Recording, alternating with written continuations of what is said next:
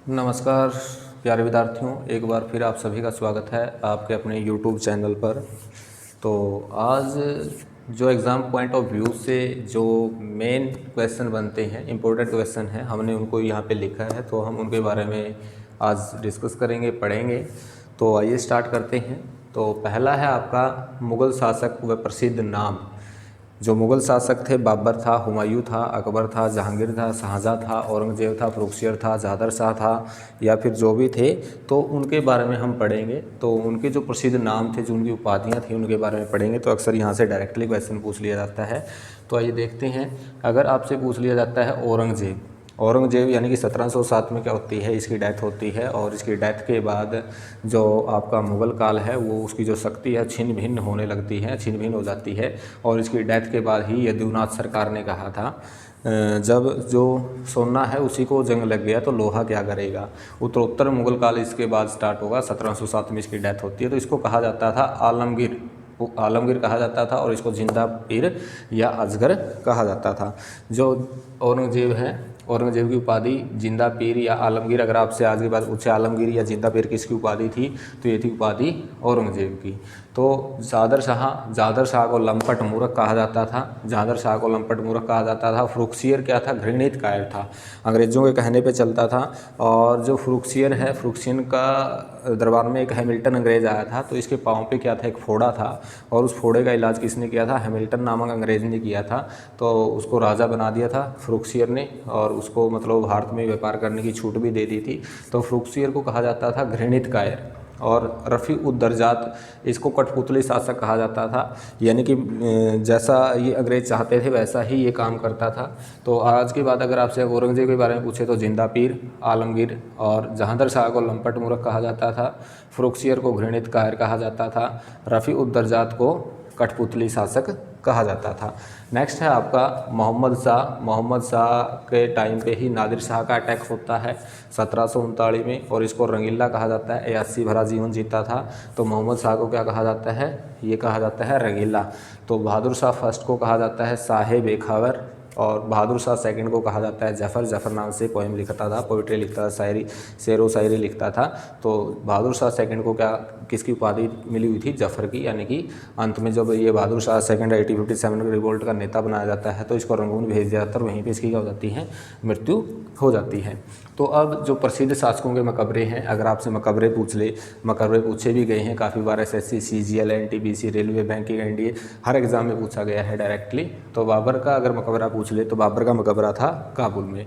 बाबर ने यानी कि 1526 में लड़ाई लड़ी थी पानीपत की, और पानीपत की लड़ाई में ही इसने युद्ध व तोपों का प्रयोग किया था और बारूद का प्रयोग किया था। तो इब्राहिम लोदी के साथ पानीपत की फ़र्स्ट बैटल हुई थी, और पानीपत की फ़र्स्ट बैटल के बाद जो आपका बाबर है, बाबर ने क्या किया था, मुग़ल काल की नींव रखी थी।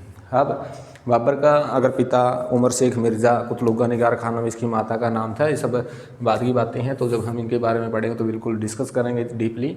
तो हुमायूं का मकबरा कहाँ है, हुमायूं का मकबरा है दिल्ली, और बाबर का कहाँ पे है, काबुल में है।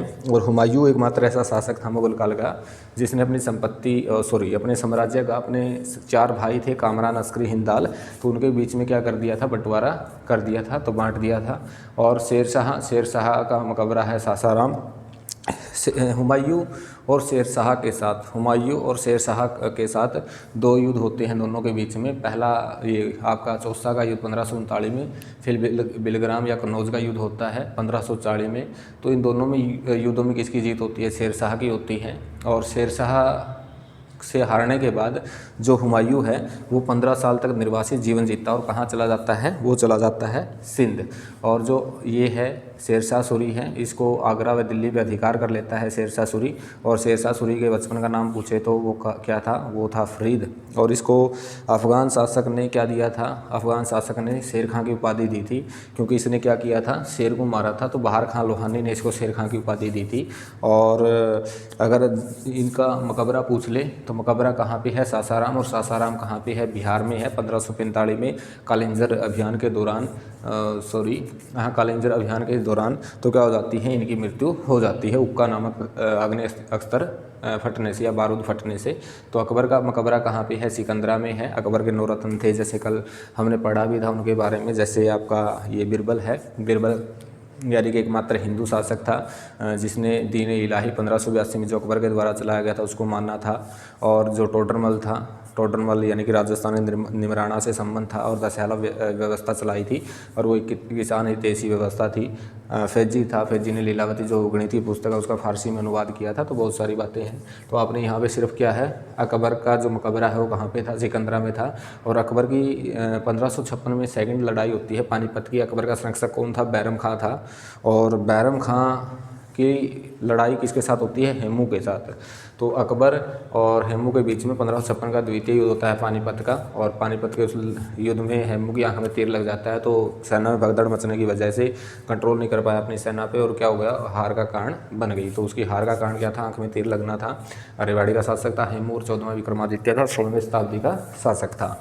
तो नेक्स्ट है आपका जहांगीर। जहांगीर का मकबरा कहाँ पे है, लाहौर में है। और जहांगीर को न्याय व्यवस्था के लिए क्या माना जाता था, न्याय व्यवस्था का यानी कि सुदृढ़ता से पालन करने वाला माना जाता था। न्याय व्यवस्था बिल्कुल स्ट्रॉन्ग थी इसकी। तो जहांगीर चित्रकला का भी फेमस था और इसके दरबार में चित्रकार रहते थे ये आपके। तो लाहौर में इसका मकबरा है, शाहजहाँ आगरा में मकबरा है, औरंगजेब का खुलदाबाद में है और बहादुर शाह जफ़र का कहाँ पे है, रंगून में है। अगर आज के बाद आपसे पूछे तो प्रसिद्ध शासकों के मकबरे, तो बाबर का काबुल में रहेगा, हुमायूं का दिल्ली में रहेगा। जो काबुल है, बाबर को पहले आराम बाग में दफनाया गया था और फिर बाद में इसकी अस्थियों को निकाल के काबुल ले जाया गया था, वहाँ पर दफनाया गया था। तो हुमायूं का दिल्ली में है, शेरशाह का सासाराम में है, अकबर का सिकंदरा में है, जहांगीर का लाहौर में है और शाहजहाँ का आगरा में है, औरंगजेब का खुलदाबाद में, बहादुर शाह जफ़र का रंगून में है। अगर आपसे पूछ ले भारत के अंतिम बिंदु, अंतिम सीमा बिंदु पूछ लिया गया है काफ़ी बार, दक्षिणतम बताओ या फिर मान के चलो उत्तरतम बताओ या सीमा बताओ। तो दक्षिणतम बिंदु अगर आपसे पूछ ले तो वह है इंदिरा पॉइंट ग्रेट निकोबार द्वीप में। तो यानी कि दक्षिणतम बिंदु अगर आपसे पूछ ले तो इंदिरा पॉइंट रहेगा ग्रेट निकोबार द्वीप में। और उत्तरतम बिंदु अगर आपसे पूछ ले तो इंदिरा काल रहेगा जम्मू कश्मीर में। और पश्चिमी पूछ लिया जाए तो गोरमोता रहेगा, वो रहेगा गुजरात में। और पूर्वी पूछ ले कि बंधु तो वो रहेगा अरुणाचल प्रदेश में। और अगर आपसे दक्षिणतम सीमा पूछ ले तो कन्याकुमारी यानी कि तमिलनाडु में रहेगा। तो यहाँ से भी डेफिनेटली क्वेश्चन पूछा गया है। दक्षिणतम बिंदु इंदिरा पॉइंट है, उत्तरतम बिंदु इंदिरा कॉल है, पश्चिमतम गोरमोता है और पूर्वी की बिंदु है और दक्षिणतम सीमा कन्याकुमारी तमिलनाडु में है। तो आइए नेक्स्ट करते हैं आपका प्रसिद्ध स्थापना व निर्माण, यानी कि जो आर्ट एंड कल्चर वाला टॉपिक है वहाँ से ये क्वेश्चन है आपके। अगर आगरा फोर्ट आपसे पूछ लिया जाए तो आगरा फोर्ट का निर्माण किसने करवाया था, वो अकबर ने करवाया था। और फतेहपुर सीकरी है, इसका निर्माण भी किसने कराया था, अकबर ने। अगर आगरा फोर्ट अगर फतेहपुर सीकरी की बात हो रही है तो उसका निर्माण किसने करवाया था, अकबर ने कराया था। और दीवान आम का किसने करवाया था, शाहजहाँ ने करवाया था। ताजमहल का भी शाहजहाँ ने, जामा मस्जिद का भी शाहजहाँ ने और लाल किला भी किसने बनवाया था, रेड फोर्ट शाहजहाँ ने बनवाया था। अगर आज के बाद आपसे पूछे आगरा फोर्ट और फतेहपुर सीकरी ये बनाया था अकबर ने। और दीवान खास, ताजमहल, जामा मस्जिद, लाल किला ये किसने बनाया था, ये बनाया था शाहजहाँ ने। और निशांत बाग, आसफ अली, चार मीनार, कुली कुतुब शाह और हवा महल जब कहाँ पे है, जयपुर में। और बनाया किसने था, सवाई जय सिंह ने यानी कि सवाई प्रताप सिंह ने बनाया था। और SSC CGL में अभी जो पीछे एग्ज़ाम हुआ है क्वेश्चन पूछा गया था, जो सवाई हवा महल है तो यानी कि उसमें कितनी खिड़कियाँ हैं, तो 953 यानी 953 क्या है, विंडो है। तो उम्मीद करते हैं तो आपको वीडियो अच्छी लगी होगी। प्लीज़ चैनल को लाइक शेयर और सब्सक्राइब करना ना भूलें। Good luck.